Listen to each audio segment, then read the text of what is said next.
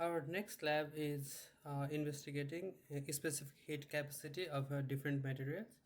A specific heat capacity is a physical property that describes how much heat energy is required to raise the temperature of a material by 1 degrees. Different materials respond differently when heated. Some substances or some materials warm up quickly with a small amount of heat energy, while other materials require much more energy to achieve the same temperature change. And the material with smaller specific heat capacity requires a small amount of heat energy to change the temperature by 1 degree, and specific heat capacity of the material is higher. It requires higher amount of energy to change the temperature by 1 degree. And mathematically, specific heat capacity can be calculated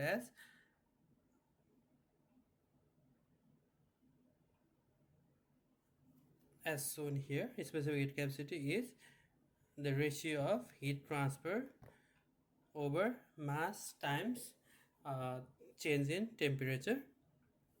The change in temperature here is the final temperature of the substance minus initial temperature, and mass is in either kilogram or gram, and heat transfer is in joule. So the unit of specific heat capacity is joule per kg Kelvin. And it can also be represented as calories per kg Kelvin. And for this lab, since all the masses we will calculate all the mass in gram, we will use joule per gram degree Celsius. To determine the specific heat capacity of an unknown metal, we use a device called a calorimeter. We can see here an image. A calorimeter is designed to minimize heat exchange with the surroundings, meaning it is insulated from the surroundings so that energy is conserved within the system. Since it's isolated from the insulated from the surrounding, the temperature is the energy is conserved within the system, and we also call it a closed loop system or closed system. And when a hot material is placed into for example cooler water, heat flows naturally from the hotter object to a cooler object until both of the object reaches a final temperature which is in an equilibrium condition. And this thermal equilibrium, and this is called thermal equilibrium, and we will use the temperature at thermal equilibrium as our final temperature. According to the principle of conservation of energy, according to the principle of conservation of energy, the heat lost by the hot material and and the heat energy gained by the cooler material should be same at equilibrium condition. Mathematically, we can also write it as heat lost by sample is equals to heat gained by water in this scenario, because we will be using a metallic sample uh, and water as our material. So heat lost by hot material is equals to heat gained by cooler material. Since the specific heat capacity, as we said, we will be using unknown metal. We will use unknown metal, and we will calculate the specific heat capacity of that unknown metal using a non material, and which is water in this case. And as we said, specific heat capacity of water is well known. It's 184 joule per gram degree Celsius, and we will use this as our reference to calculate the heat energy gained by water and use the equilibrium condition defined here to calculate the specific heat capacity of unknown metal. So in this lab, in this lab you will perform this you, you you will perform all this procedure to calculate the specific heat capacity of three different unknown materials uh, using water as our reference material for our calorie meter. So let's look at the lab.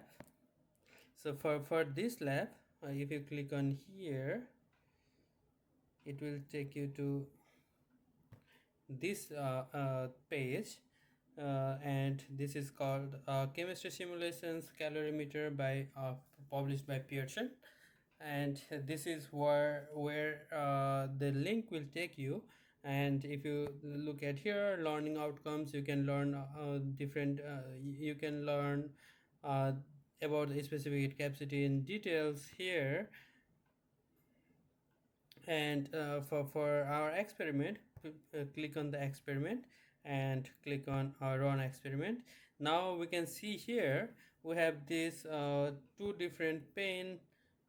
First we have here, this is our sample, and this is our liquid, our material in the calorimeter, the second pane. And there is a run experiment section here. So basically what you will do is first come to this first pane,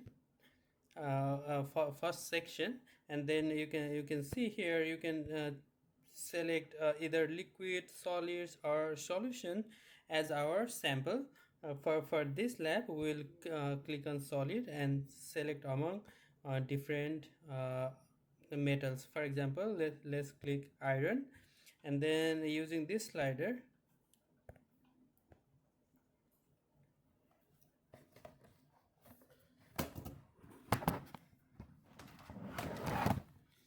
using this slider we can change the mass of this sample here, and using this slider we can change the initial temperature of the metal. For example, let's say the initial temperature of this sample is at 200 degrees Celsius, and now this sample is heated. Now we need to select which material to use in our calorimeter. Now if you click on next, it will take us to this second section here. Now we can also use a solid, solution, or liquid in this section.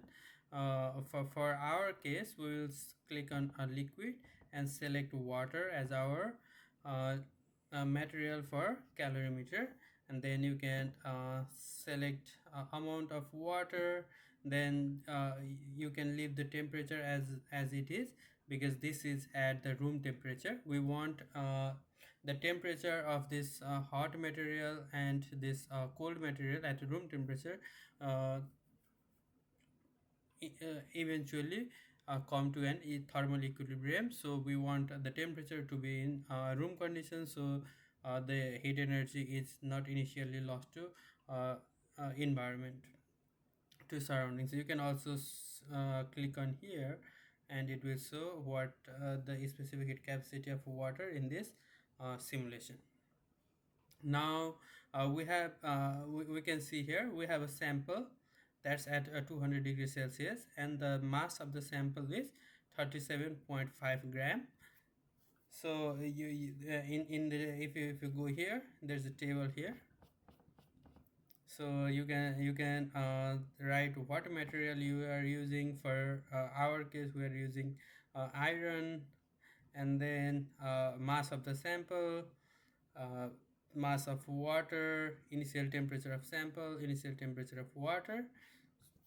So these are all the information: initial temperature of sample, initial temperature of water, initial mass of water, initial mass of the sample. Now if you click on next, this section now this section is uh, open here. So if you click on show graph, you can turn on the temperature plot. Now everything is ready. We have a heated sample and water at the room temperature.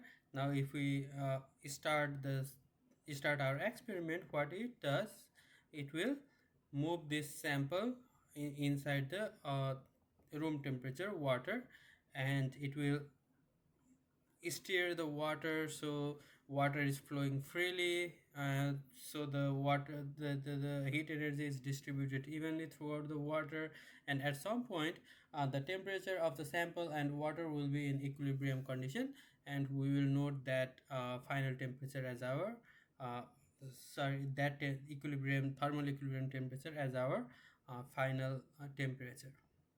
Now let's click on start. We can see here the samples is moved to the calorimeter. Now calorimeter is isolated from surrounding, and we can see there's a small propeller here moving water around the sample, so the temperature heat energy is dispersed throughout the liquid, so not just the surrounding section, but the whole water is in equilibrium condition. Now we can see the temperature of iron is gradually uh, came gradually is reduced, and the temperature of water is gradually increased, and both of them are at equilibrium condition at the end, and the equilibrium temperature is 25.21 degree Celsius. So we will calculate the difference in final temperature minus initial temperature of water, final temperature minus initial temperature of samples, and we'll use all this information to calculate the heat gain by water, and then we'll use equilibrium condition as we defined here to calculate the specific heat capacity of on the sample. Once you calculate it, you will go back here, and if you click on reset, uh, click on whichever material you selected, for example here, and if you click on here, it will give us the actual uh, accepted specific heat capacity, and please keep note of this one, so we can calculate the percentage difference between the calculated specific heat capacity and accepted specific heat capacity.